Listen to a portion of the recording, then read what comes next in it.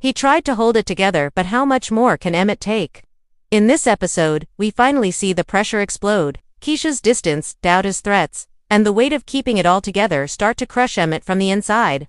But, is this the moment he finally breaks? Or does he find a way out?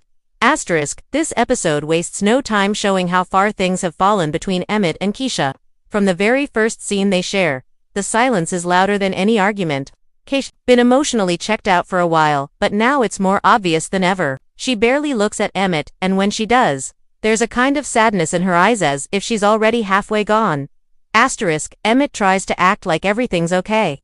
He makes small talk, checks on the kids, even tries to crack a joke, but you can see it in his face. He knows something is broken, and what's worse, he doesn't know how to fix it. Every time he opens his mouth, it's like there's a wall between them. You can tell he wants to reach her, but he doesn't know if she's even listening anymore. And then, there's Douda. The tension from Emmett's involvement with Douda is spilling into everything. It's not just business, it's messing up his peace at home too. Keisha can feel the darkness following Emmett around. She senses the danger, even if Emmett keeps telling her he's got it under control. But she's not buying it. She wants to protect the family, and deep down, she doesn't trust where Emmett's heading. That fear is growing into anger, and that anger is turning into distance. There's one scene that really hits hard. Emmett comes home late after a long day, worn out and frustrated. Keisha's waiting, but not like before. She's not asking where he's been, she already knows. She's not yelling, she's past that. She just gives him a look that says everything. You're losing yourself. And you're losing me too. Emmett tries to explain. He says he's doing what he has to do for the family, for their future, to keep everyone safe. But Keisha sees the truth behind the words. He's scared. He's in too deep, and instead of pulling back, he's doubling down.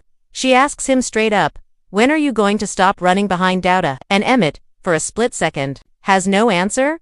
That silence. It says more than anything. It's the sound of trust breaking. You can feel the weight of every decision Emmett's made in that moment. This isn't just about a bad partnership, it's about a man trying to be a protector while slowly becoming the very thing his family fears. Keisha's not mad at Emmett just because he's involved with Douda. She's hurt because she sees him slipping away from the man he promised to be. This storyline in episode 9 brings out the rawest version of Emmett we've seen in a long time. He's not the funny, smooth talker anymore. He's tired, he's angry, and he's stuck between survival and self-destruction. As for Keisha, she's trying to hold on, but her grip is getting weaker. And the question hanging over them both is simple. Can love survive when fear is in control?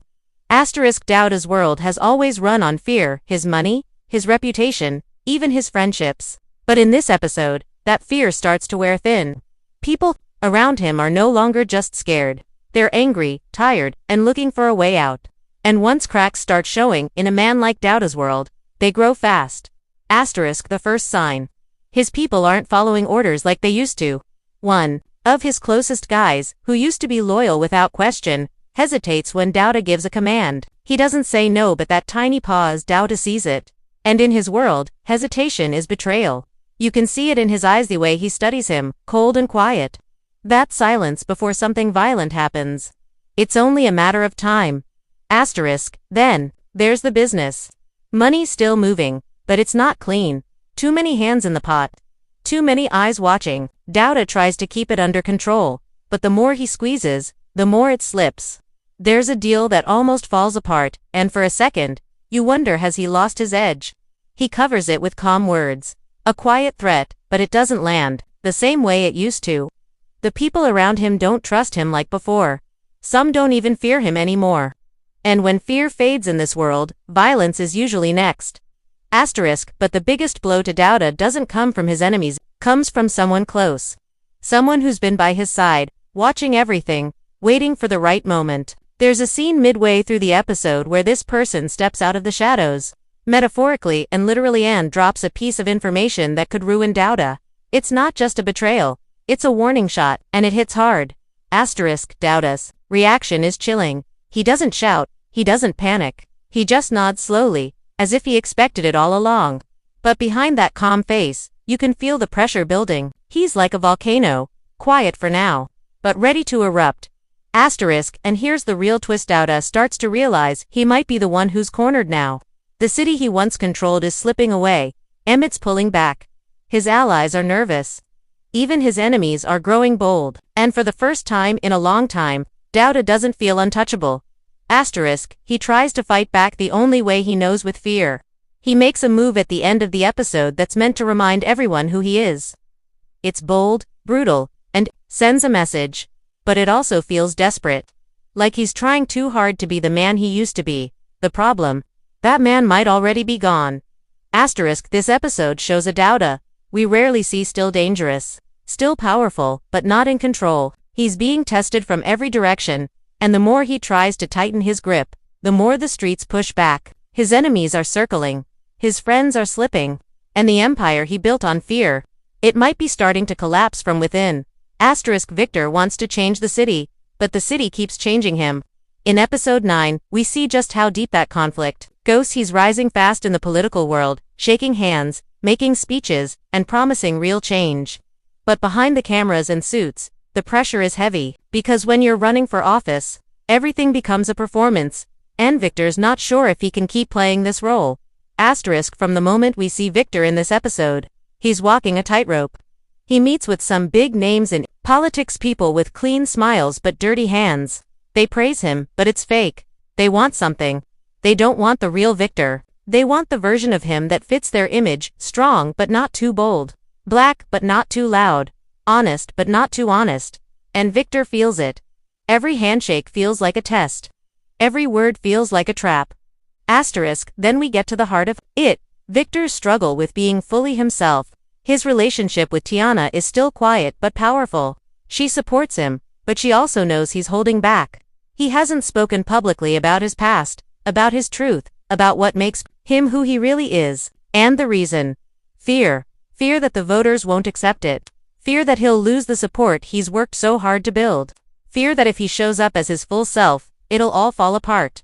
But staying silent is starting to eat at him. There's a moment in the episode where he's standing in front of a mirror, rehearsing a speech. The speech is perfect, polished, political, safe. But he stops halfway through and just stares at himself. No words, no smile. Just a man who knows he's not telling the full truth. That scene says so much. Victor's not just running for office, he's running from his own truth. And deep down, he knows it can't last. Later. Victor sits down with an old friend from the neighborhood, someone who knew him before the suits, before the spotlight. They talk real, no cameras, no politics. And the friend calls him out, gently but directly. Don't lose who you are trying to be, what they want. It hits Victor hard. Because that's the question that haunts him. Can he lead and still stay true? Or does winning mean giving parts of himself away? The episode builds this tension beautifully. Every choice Victor makes is like walking a line between power and purpose. He wants to help his people. He wants to break the cycle. But he also wants to be accepted by a system that's never truly welcomed someone like him. And you can see the weight of that on his shoulders every scene. Every decision. By the end of the episode, Victor has to make a big choice. It's subtle, but it matters. He adds a few lines to his next speech. Just a small piece of honesty. A piece of himself. It's risky. His campaign team isn't happy. But it's real. And for the first time, you can see a glimpse of the leader he could be. Not just a face on a poster. Not just a voice on stage. But a man standing in truth, even when it's uncomfortable. This storyline hits because it's not just about politics. It's about identity. About how hard it is to be yourself in a world that rewards pretending. Victor's trying to lead a community while still learning how to lead himself. And that journey, that tension, it might be the most powerful part of the whole episode. While the grown-ups are dealing with politics, power, and pressure, the younger crew is going through their own struggles, and honestly, some of these moments hit even harder. This episode shows how growing up in the South Side isn't just about surviving violence. It's about finding yourself when the world keeps pulling you in different directions. Let's start with Jake. He's been through so much, lost people, changed homes, grown up fast, but in episode 9, you can feel the weight really settling on him. He's trying to do right, trying to focus, but he's stuck between who he wants to be and who the streets keep pushing him to be. There's a moment where he almost snaps into it with someone over something small, but you can see the pain under it. He's not angry just to be angry. He's tired. Tired of being tested. Tired of pretending he's okay. Then there's Jemma, trying to balance her dreams with the reality around her. She's building something big, and she wants out of the chaos. But every time she tries to pull away from the street drama, it finds a way back into her life. She's smart, focused, and strong, but she's also scared. And this episode shows a more vulnerable side of her. She talks about being a black woman trying to be seen, trying to matter. It's powerful, raw, and painfully real. We also get a glimpse of Papa, and it's emotional. He's always been the spiritual one, the one looking for peace, trying to guide others, but this time, he's the one in need of guidance. He's grieving. He's questioning his purpose. There's a scene in the church that will stop you cold. No dramatic music, no big speech, just silence, just Papa sitting alone, looking for answers, feeling like none are coming. It's a quiet pain, the kind that lingers. And while these younger characters deal with all of this, there's a theme that runs through every storyline. In this episode, loss of innocence. Not in a dramatic, movie-style way, but in the little moments. The way someone looks away instead of speaking. The way someone lets go of a dream because they're too tired to chase it. The way trust slips away between people who once felt unbreakable. Emotionally, this episode pulls you in deep. You feel the heartbreak, the fear, the confusion, but you also feel something else, hope, a small spark. In the way these young people still fight. In the way they still dream, even when everything feels like it's falling apart. In the way they still show up for each other. Even when the world doesn't single quotes T. One of the final moments that really sticks is a quiet conversation between two characters, no big music. No flashy editing, just honesty. One says, "I don't know what I'm doing," and the other answers, "None of us do. We're just trying." That one line sums up so much of what this episode and this show is about. These characters aren't perfect. They're not superheroes. They're just people trying to survive, love, grow, and find their way. And sometimes, that's more powerful than any shootout or twist. So when episode 9 fades to black, you're left with questions, not just about what happens next in the plot, but about these people. Will they make it out? Will they heal? Will they ever be free from the past, from fear, from the systems trying to break them? That's the brilliance of the Chi. It's not just storytelling. It's a mirror. And this episode, it reflects a whole generation trying to find a better way to live. And just like that, episode 9 ends, but it doesn't give us closure, it gives us tension. It leaves us with characters at their breaking points, trust hanging by a thread, and danger creeping in from every side. Emmett is running out of time and options. Keisha is pulling away not out of anger, but out of fear for him, for their kids, and for the man she once believed in. Douda, he's bleeding power, but that makes him even more dangerous. And when a man like Douda feels cornered, everybody around him becomes a target. Victor is starting to speak his truth, but in a world that punishes honesty, is that bravery, or a setup for his fall?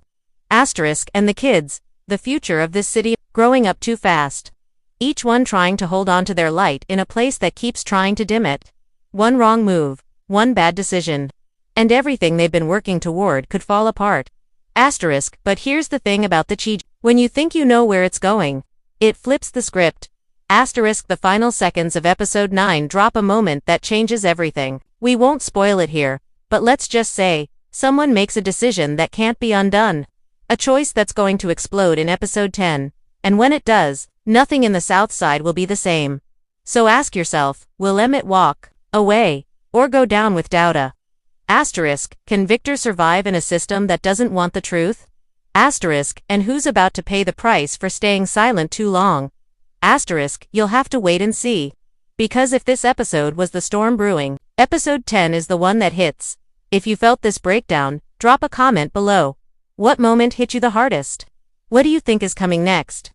And if you're still riding with the Chi, hit that like, hit that subscribe, and come back for the final recap.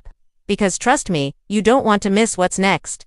Until then, stay safe, stay real, and stay ready.